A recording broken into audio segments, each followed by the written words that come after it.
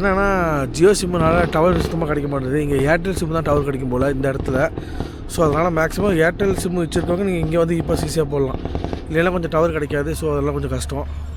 சரி இதை முடிச்சுட்டு அடுத்து வந்து மசனக்குடி, அதுவும் மோயாறு அந்த மாதிரி ஏரியாவில் போய்ட்டுருக்கோம். ஏன்னா நாங்கள் ஒரு முன்னாடி போகும்போது நிறையா மிருகங்கள்லாம் பார்த்தோம். ஒரு இடம், ஒரு ஸ்பாட் ஒன்று இருக்குது.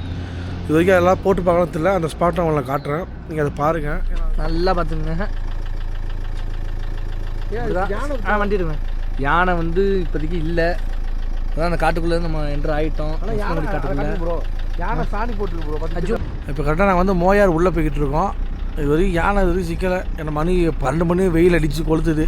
மனுஷனே நிற்க முடியாது. எப்படி வனவிலங்கு நிற்க தெரியல. இது பான் மட்டும் சுற்றி நிற்கிது.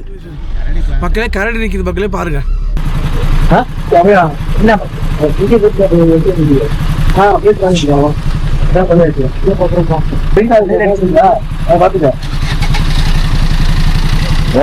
ஓடி